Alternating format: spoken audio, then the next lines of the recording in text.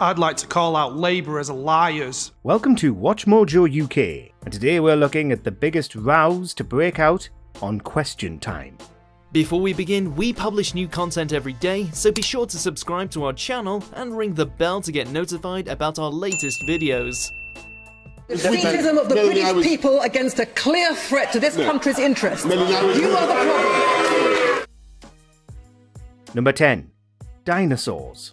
2022 was the year of train strikes here in the UK, with the RMT's General Secretary Mick Lynch a fixture in the media. It's very clear. Does it say no compulsory redundancy? No, of course it doesn't, because as the lady said, no organisation. Lynch argued with fellow members of the panel about the details of the agreements the union was refusing on a dozen occasions, showing them up every time. If you will negotiate with them, you can protect the jobs of that gentleman over there. It doesn't say what you said it said. Well, what I said it said. I think we're going round and round here. But the most notorious moment of this long episode came when he was questioned by an irate member of the public. She thought that the RMT, by being against certain plans National Rail had proposed to automate safety procedures, was living in the past and was going to go the way of the dinosaurs. Do you think the RMT is taking the wrong approach? Yes, and look what happened to the dinosaurs. Well, they were around for a very long time. They're not with us now, though, are they? Years. Number 9. Morgan versus Carswell. You have avoided responding to something that Nigel Farage said the other day. At the time of this spat in 2015, Douglas Carswell was still an MP for UKIP, and Nigel Farage was in the news again for saying various inflammatory things. Specifically, Farage had been advocating against people being allowed entry to the UK if they have HIV, on the grounds that he doesn't want the NHS having to pay for their treatment. And I would like to ask you whether you felt ashamed of what Nigel Farage said about the stigmatisation of foreigners coming here with such a crippling, awful disease. Piers Morgan was like a dog with a bone as he attacked Carswell for this, considering that Carswell's father is a world-leading HIV researcher.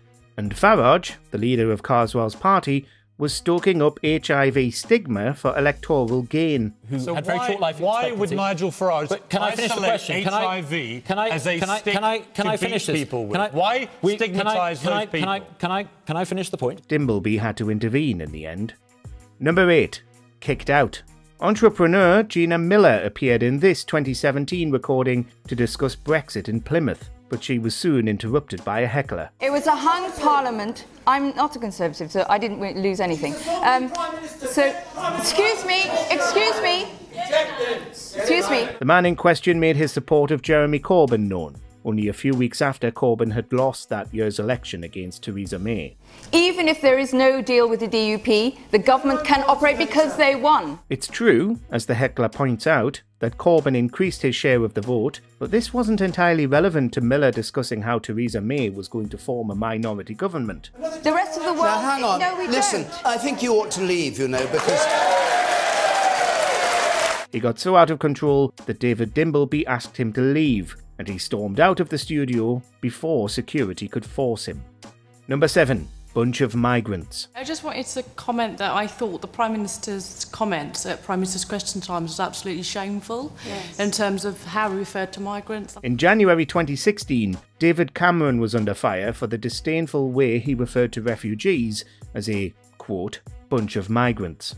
These refugees were primarily from Syria and fleeing the Syrian civil war. He said a bunch of migrants. I don't think that's his description of what Jeremy Corbyn had surrounded himself with when he went marching over to Calais. Not a bunch of migrants. People who face much worse than you'll ever face in your life. The incident was debated on Question Time and sparked strong reactions all round. The Tories on the panel supported Cameron to the letter, unsurprisingly, while Labour MP Jess Phillips talked about how the UK should be taking in as many refugee children as it can. When Jewish migrants were taken, and this is the biggest crisis since then, this country had nothing. Nothing at all. Many of the audience members were in favour of helping refugees, in stark contrast to the right-wing panel members who were adamant that we shouldn't, despite comparisons to the Nazis. How is it that we can now deny just safety? Those people want to go back when it's safe. Number 6. Didsbury Mosque. This is direct from Didsbury Mosque. This is a leaflet that I was given on an open day. And this says, living in a society in which people have accepted Western lifestyle as their way of life brings immorality at every step. Only days after the tragic Manchester Arena bombing in May 2017, and the issue was being debated on Question Time.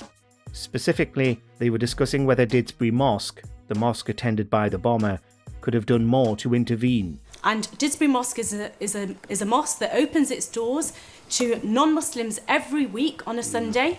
It's a very multicultural community. One audience member pulled out a pamphlet that he claimed to have gotten from the mosque recently, which railed against Western civilization as proof that the mosque was radicalising people. It's not an official... I have also been having official from Didsbury Mosque. Mosque. Having debates with young women. Meanwhile, another audience member who attends the mosque explained that the pamphlet wasn't distributed by the mosque itself, and that he had no real proof that it was, nor did he know who wrote it. Well, we don't know who handed it to you or who wrote it. That's the point.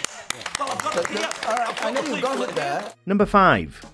Morgan versus Sahawi. But for you, honestly, to sit there and try and defend this, what I haven't heard from anybody at senior level in this party in the last 10 days is one word: sorry. For most of October 2022, Liz Truss was still our Prime Minister. She started the month off by overseeing one of the biggest policy disasters in British history, announcing a mini-budget that decimated the economy in minutes. Nadeem Zahawi, Chancellor of the Duchy of Lancaster at the time, was the Tory party's spokesman on Question Time that week, and he had Piers Morgan to contend with. She cut, and as Wilfred said, you cut and you move forward. We've got 24 months to do it. But Piers, now hold a second. I'm going to tell you right now, if you give me a chance. Sure. Piers was ruthless, first demanding an apology from Zahawi on behalf of Truss's entire cabinet, and then calling him out for blaming Vladimir Putin for the mini-budget crisis instead of laying the blame at Truss's door. Oh, come on. Because he's using Absolutely. Oh, come on. You can't say sorry because Vladimir Putin may not like it. I said to you... Nadine, people are laughing Well, hold on at a that. second. But she only lasted another 18 days in number 10 anyway. But for you to say that Putin has nothing to do with inflation is... I didn't say that. No, he didn't say that. I didn't say that. Sorry, I said he had nothing to do with stopping you apologising. Okay, so... Number 4. Top 5%. I'd like to call out Labour as liars. I am one of them people that he will tax more, and I am nowhere near in the top 5%. Who could forget this delusional member of the public who appeared on the show in the run-up to the 2019 election? He took issue with Labour's policy to increase taxes on the top 5% of earners, which were people earning over £80,000 a year. And we're not going to raise income tax for anybody apart from the top 5% of earners. I am not in the top 5% of earners. So we're not going to increase your income tax. But you are. He insisted that, despite earning over 80 grand each year, he wasn't actually in the top 5%. Well, the UK's median salary in 2019 was £30,000 a year, less than half of what this man claimed to earn. So hang on, let's just be clear. So you're suggesting you would raise income tax on those earning over £80,000. You're saying that would affect you because you earn over that sum? Yes. He just couldn't accept the truth, accusing Labour of lying because he hadn't bothered to learn how most of the country actually lives. So you earn over £80,000? Yes, and I'm not in the top 5%. I think that is the top 5%, isn't it? I'm not. Number 3. Tax credits. The fact is that the only threat really to the health service, or indeed to our schools, would be a badly managed economy. This woman in the audience claimed that she actually voted for the Conservatives in the 2015 election, but wanted to attack Amber Rudd for the Tories' pledge to cut tax credits. That is why we were re-elected 6 months ago, and I think that... The Tories had pledged during their campaign not to cut tax credits, and then turned around and decided to do it anyway, infuriating the people who voted them in because they thought they'd do a better job than Ed Miliband. Hold on. Wait till you get the microphone. And now you're about to do it, and I voted Sorry, just start again because you didn't have... It was heartbreaking, and Rudd didn't have a good answer for her. Clearly not used to being faced with the consequences of her or her party's actions like this. I work bloody hard for my money, to provide for my children, to give them everything they've got, and you're going to take it away from me and them. Number 2. Izzard versus Farage. In my mind, this is the issue that will decide the referendum. These two just could not be controlled, locking horns numerous times during this 2016 recording. Izzard has been a staunch supporter of the Labour Party since the 1990s and has tried to become a Labour candidate numerous times. Ancestors are revolving in their graves. Where we get the right people. Less than 2 weeks before the Brexit referendum, this was a key debate, with Farage yet again hammering home the issue of immigration. Izzard was quick to call out Farage for his French immigrant roots and immigrant wife, but no matter who you agree with, this debate just went round in circles. Eventually, everybody in the room was sick to death of it. The point is, you are from an immigrant family and you're married to an immigrant. Why are you so against immigration when it worked? Because we have to control it. We have to control it. Number 1.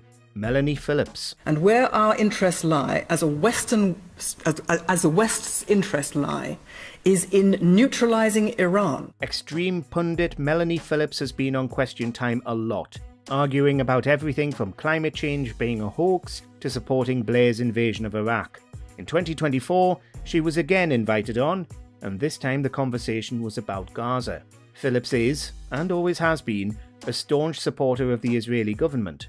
You laugh because you don't know. I am telling you. But hang on. Melanie, in fairness, the UN says that not enough trucks are being allowed in and that children are dying of starvation. She went as far as claiming that Israel wasn't denying Palestinians access to humanitarian aid, and then said that the United Nations is in bed with Hamas and lying about the situation. The UN has had its own operatives in UNRWA, the Relief and Welfare Organisation, who are members of Hamas, dozens and dozens of them. It's far from her only controversial appearance, as years ago she also got into a televised debate about how more military intervention was needed in Iran, even at the risk of triggering a world war. That is the problem. That is the problem, the defeatism of the British people against a clear threat to this country's interest. Let us know in the comments if you've ever been in the Question Time audience. All right. How are we going? All right, I'm going to... How are we going to cope? Do you agree with our picks? Check out this other recent clip from WatchMojoUK and be sure to subscribe and ring the bell to be notified about our latest videos.